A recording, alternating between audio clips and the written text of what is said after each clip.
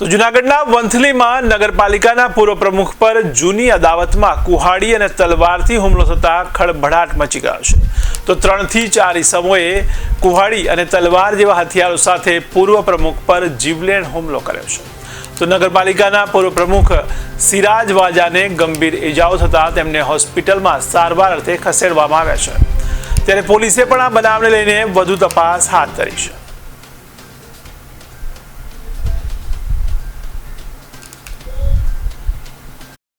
હું જ્યારે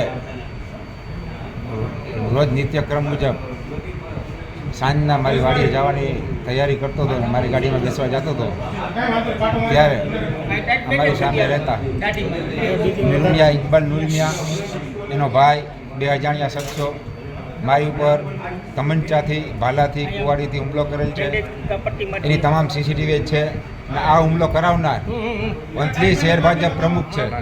આખું કાવતરું રચવામાં વંથલી શહેર ભાજપ પ્રમુખના દિવ્યેશ જેઠવાનો હાથ છે અને મને કંઈ ભવિષ્યમાં થઈ જાય કે મારો જીવ જાય તો વંથલી શહેર ભાજપ પ્રમુખને આખું કાવતરું રચવાના ગુનામાં ધરપકડ કરવી અને એની પર કાયદેસર કાર્યવાહી કરવી।